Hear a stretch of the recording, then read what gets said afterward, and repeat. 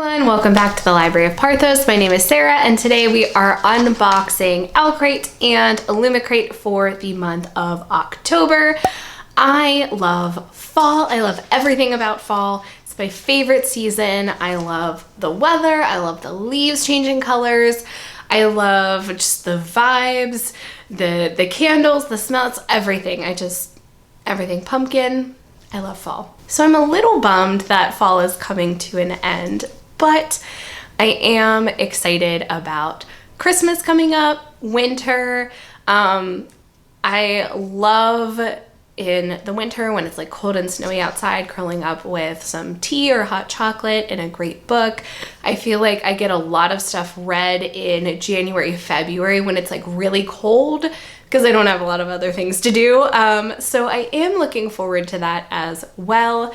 But I am sad to see fall leaving us. So with that being said, let's go ahead and dive into these two boxes that are pretty fall themed. As always, we'll start with Owlcrate. I have my handy dandy spoiler card here ready to go. So let's go ahead and take a look at what is inside this box. Title of this box is Power Has a Price. First item on the spoiler card is this fall themed spoon rest inspired by the nature of witches. I feel like I should have had this out on my counter sooner. Maybe I should have filmed this video earlier, though I was getting over a cold, so that kind of made it hard to talk. But this is gorgeous. I say fall is almost over, and like realistically we have a little bit over a month of fall left until we actually get to winter. But I typically decorate for Christmas on Black Friday, the day after Thanksgiving. So like for me, fall kind of ends around Thanksgiving time, and then I shift gears into like Christmas mode. And for me, Christmas kind of ends after New Year's. So I feel like they both get their due. But anyway, this is a super cute fall themed spoon rest. Definitely gonna use this in the last few weeks of fall that I have left with my timeline and the way I think things work. But it's super cute. It says autumn is its own kind of magic, and I definitely agree with that. So very excited to use this for what little time we can this year, and then I'll pack it away with my fall stuff and use it next year. Next up, we have this super cozy scarf inspired by Once Upon a Broken Heart. I think this said it was like the Fox and the Prince scarf whenever I was looking at the packaging. I'm so excited about because foxes are my favorite animal. So it has not been cold enough to have to wear a scarf yet. It's just been very much like long sleeves, maybe a light sweater kind of weather. So when we get to that point, I will absolutely be wearing this. Next up, we have this Dragon Rider lip balm inspired by Priory of the Orange Tree.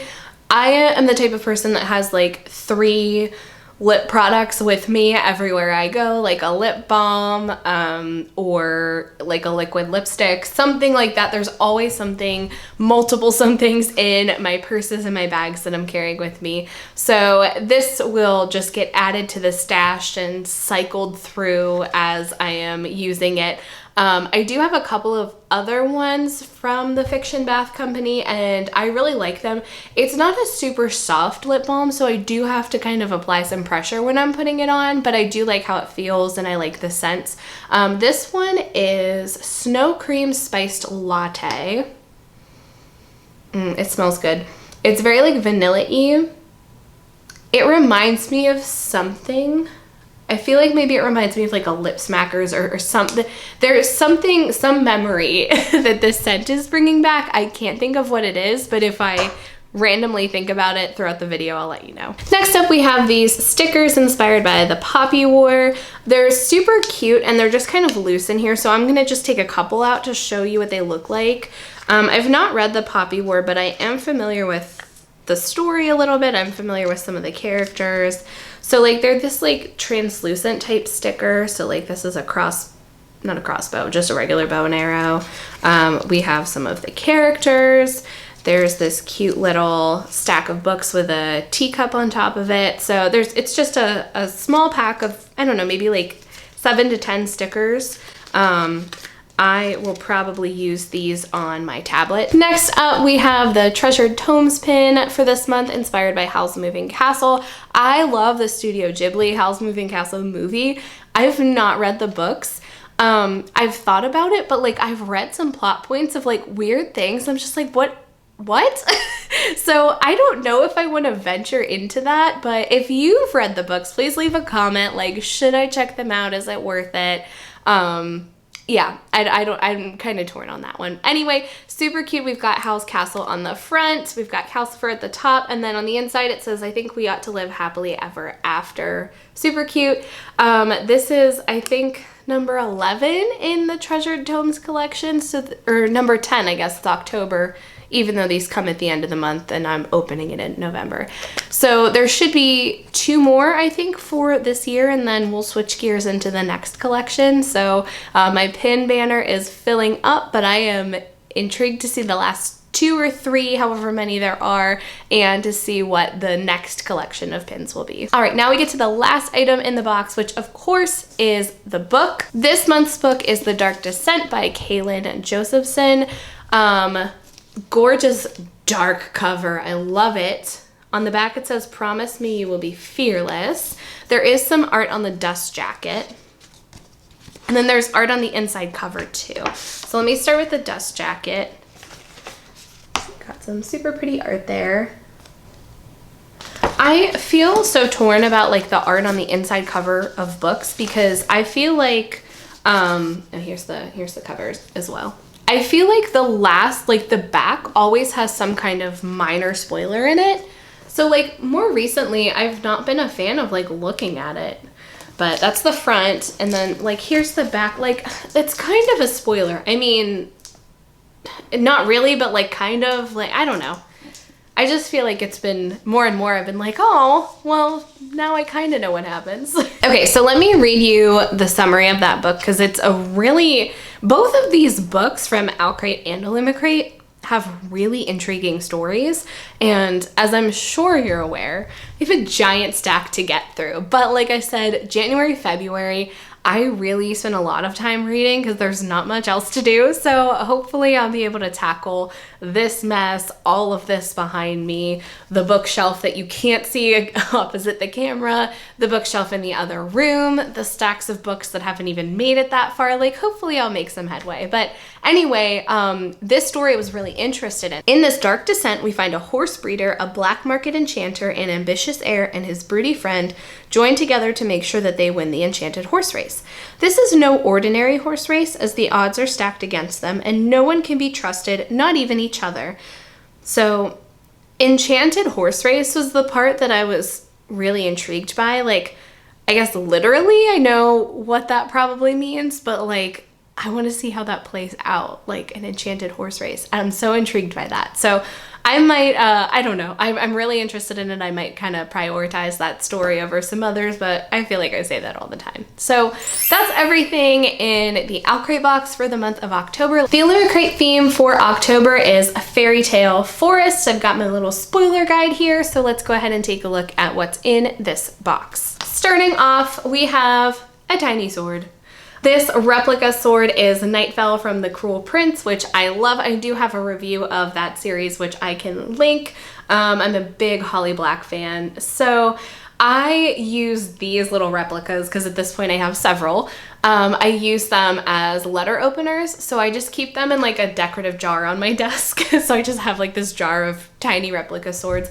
This one I'm excited about though, because it's actually, this might be like the first one where it's like a series that I like really, really love. There have been a couple of others that I'm familiar with or that I've read, but like this one, I love The Cruel Prince, so I am really excited about this. And I think the design of it is just beautiful with like the leaves. So this is the latest in my collection of replica sword letter openers that will be on my desk. Speaking of things that will be on my desk, we have these page tabs. These are from Bitterthorn. I'm not one who usually annotates when I read like for enjoyment. If I'm reading for you know, like academic purposes, then I'll annotate, but like even for filming videos, I don't usually annotate my books. I either take notes on like my notes app on my phone, or I use like a book journal to record everything. So I probably won't use these specifically for annotating like fiction, but I do enjoy using these page tabs like for paperwork, or like I said, if it's like an academic book that I'm reading, then I will use these to mark those pages. So they will be getting used, just maybe not in the way they were intended. So this will be joining the replica sword on my desk. Something else that will be going on my desk is this Deskpad that is inspired by the last tale of the Flower Bride. I'll go ahead and open this up because it is really pretty. I love the artwork on here. Is that the right direction? I think it is. Yeah, I just think it's gorgeous. I haven't fully decided if this is going to go on my desk in my office.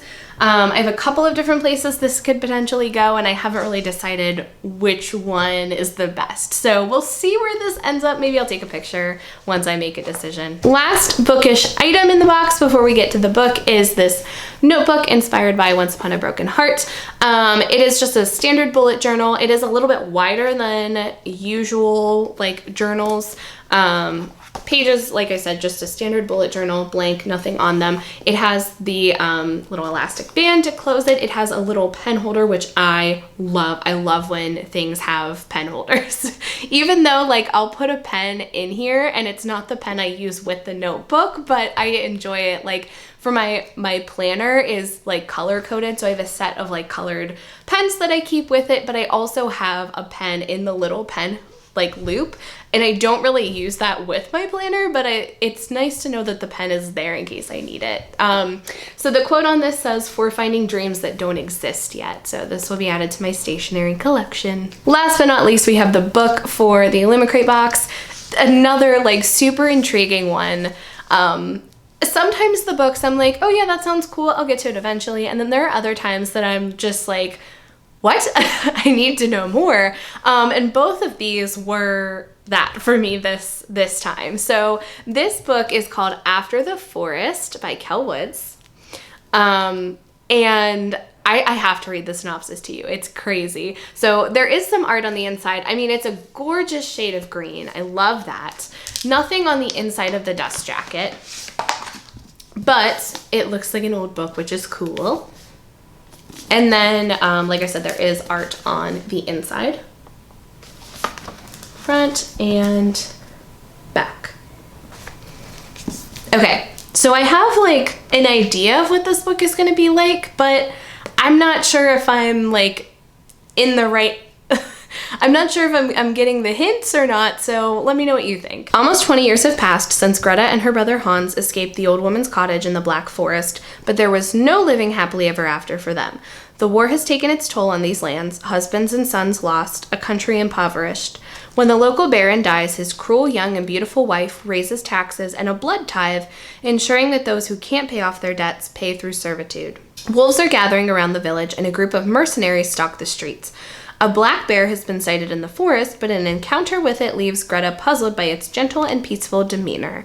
Then there are the deaths. Bodies have been found in the woods, their blood taken, their hearts removed. As the villagers become more desperate, whispers of witchcraft abound. With Hans' gambling debts forcing him to take the blood tithe, only the addictively delicious gingerbread Greta makes, created with the help of a book stolen when they escaped their childhood captor, can offer a way out. But there's a price to pay for using this blood skill. Tatter magic, and it could cost Greta everything unless she can find another way to beat the horrors from her past and find a new path through the darkness. So, to me, it sounds like a Hansel and Gretel, I don't want to use the word retelling because I don't think it's a retelling, but like 20 years later, like the summary said, but it sounds like it's going to be like Hansel and Gretel. So I am so interested. If you've read either of these books, please let me know your thoughts in the comments. Did you enjoy them? Do you recommend them? Should I prioritize them in my stack of things I need to get through? What did you think? And if you've read any of the other books that the items in the boxes were inspired by, let me know your thoughts on those books as well. As always, there are many that I have not read, especially Howl's Moving Castle. I really want to know about that one. So that is it for this video. As always, thank you so much for watching. Don't forget to like and subscribe, and I'll see you guys soon. Bye.